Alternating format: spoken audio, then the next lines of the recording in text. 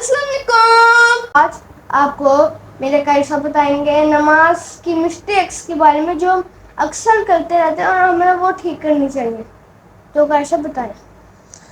نحمدہ ونصلی ونسلم علی رسولہ الکریم، اما بعد فاعوذ باللہ من الشیطان الرجیم، بسم اللہ الرحمن الرحیم۔ ناظرین، سب سے پہلے ہم چلتے ہیں صحیح بخاری حدیث کی طرف، جس میں آپ صلی اللہ علیہ وسلم کے پاس ایک شخص آیا اور اس نے آ کے سب سے پہلے اسلام کیا اور پھر وہ نماز پڑھنے لگ گیا۔ نماز پڑھ کے جیسے وہ آپ صلی اللہ علیہ وآلہ وسلم کے پاس آیا تو آپ صلی اللہ علیہ وآلہ وسلم نے فرمایا کہ تم نے نماز غلط پڑھی ہے، جاؤ جا کر دوبارہ سے پڑھو۔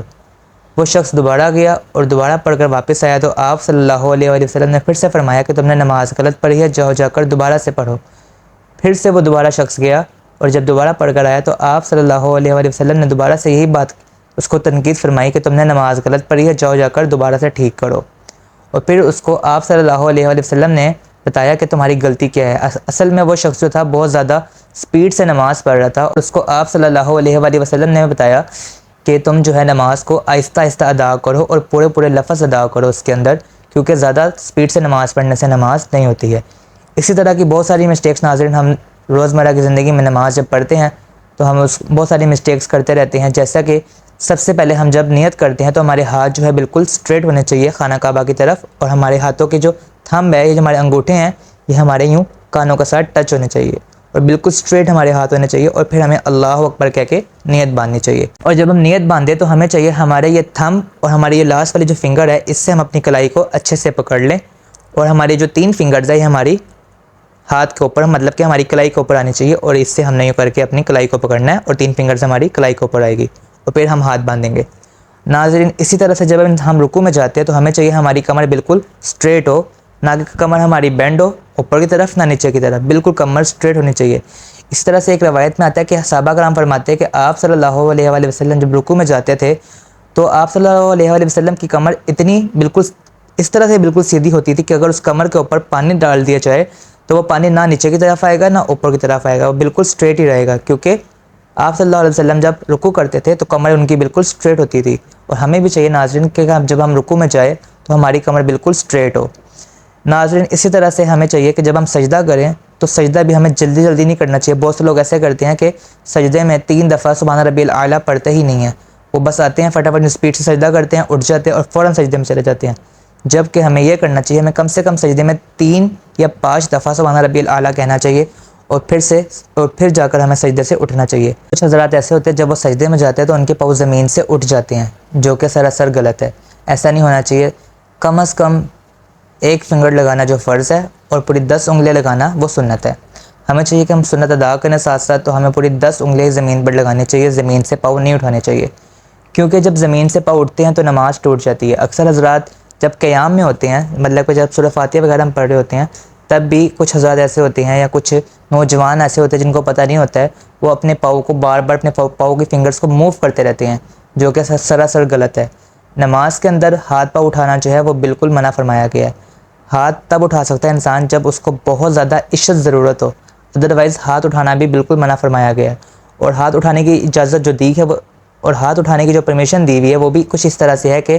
اگر ہم قیام میں ہیں تو ہم سیدھا ہاتھ اٹھا سکتے ہیں اپنا دایاں ہاتھ، اور اگر ہم رکوع میں ہیں یا اور کچھ بھی رکن ادا کر رہے ہیں تو اس کے اندر ہم نے اپنا صرف بایاں ہاتھ اٹھانا ہے، اور 1 رکعت میں صرف 2 دفعہ ہاتھ اٹھانے کی اجازت ہے۔ اب بہت سے لوگ ایسے ہوتے ہیں کہ وہ قیام میں بایاں ہاتھ اٹھا رہے ہوتے ہیں، کبھی کہیں پہ اپنے ہاتھ کو موو کر رہے ہوتے ہیں، کبھی کہیں پہ اپنا ہاتھ موو کر رہے ہوتے ہیں،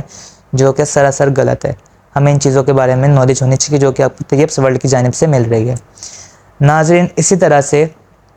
نماز جو ہے ہمیں تیز تیز نہیں پڑھنی چاہیے، سپیڈ سے بالکل نہیں پڑھنی چاہیے، اور اسی کے بارے میں ابھی ہم نے ایک احادیث بیان فرمائی ہے جو کہ صحیح بخاری کی حدیث ہے۔ نماز کو تیز تیز پڑھنے سے منع فرمایا گیا ہے، اسی طرح سے قرآن پاک کو بھی تیز تیز پڑھنے سے منع فرمایا گیا ہے کہ ہم نے نماز اور قرآن بالکل آرام آرام سے پڑھنا ہے، پورے پورے ورڈز ادا کرنے ہیں۔ نماز کے اندر بھی قرآن پاک عربی کی ہوتی ہے، اس لیے نماز کو سلولی ادا کرنے کا حکم دیا گیا ہے۔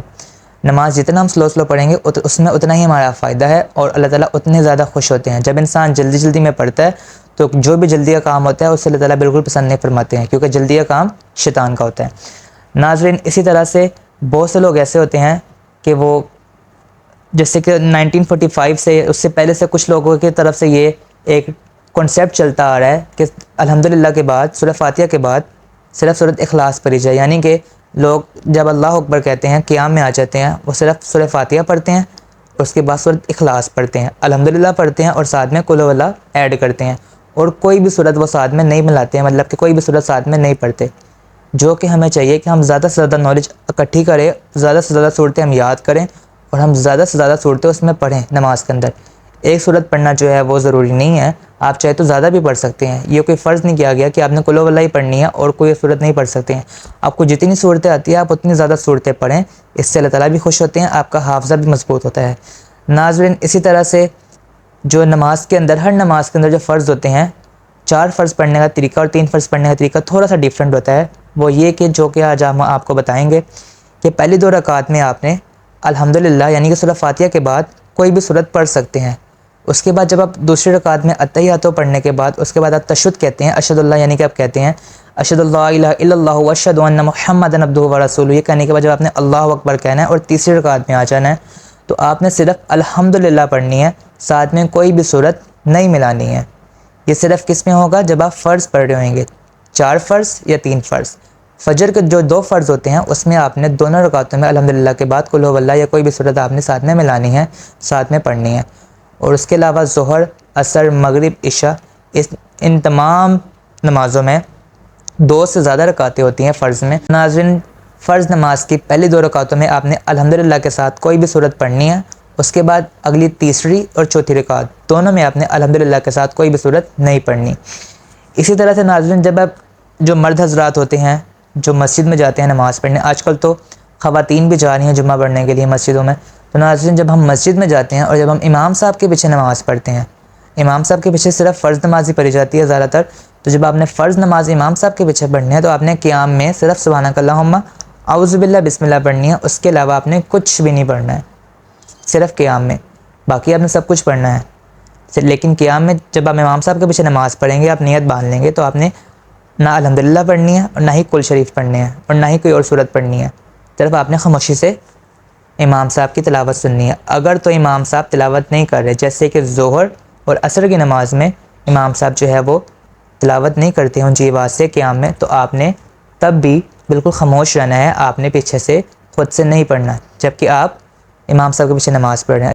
اور جب آپ گھر میں فرض نماز پڑھ رہے ہیں تو آپ نے پہلی 2 رکعتوں میں الحمدللہ اور ساتھ میں کوئی بھی صورت ملانی ہے، اس کے علاوہ تیسری اور چوتھی رکعت میں آپ نے صرف الحمدللہ پڑھنی ہے، ساتھ میں کوئی بھی صورت نہیں پڑھنی ہے، باقی سب کچھ آپ نے سیم ویسے پڑھنا ہے۔ یہ فرض پڑھنے کا تھوڑا سا طریقہ جو ہے وہ چینج ہوتا ہے دین اسلام میں، بہت سے لوگوں کو نہیں پتہ ہوتا، اس لیے ہم آپ کو بتا رہے ہیں تاکہ آپ کو یہ نالج مل سکے۔ ناظرین، اسی طرح سے اگر آپ کو بہت زیادہ انسان کو بھوک لگی ہو یا اس کو کوئی کام ہو، جیسے کہ اس نے کہ واش روم جانے کے جانا ہو، تو ناظرین سب سے پہلے اسے چاہیے کہ وہ اپنا کام کرے اور پھر جا کر نماز پڑھے۔ ایسے انسان جلدی جلدی میں نماز پڑھتا ہے اور اس کا سارا دھیان جو ہے وہ اسی کام میں لگا رہتا ہے، جس کی وجہ سے بھی نماز نہیں ہوتی ہے۔ اس لیے فرمایا گیا کہ اگر انسان کو بہت زیادہ بھوک لگ رہی ہو تو وہ پہلے کھانا کھائے اور پھر جا کر نماز پڑھے۔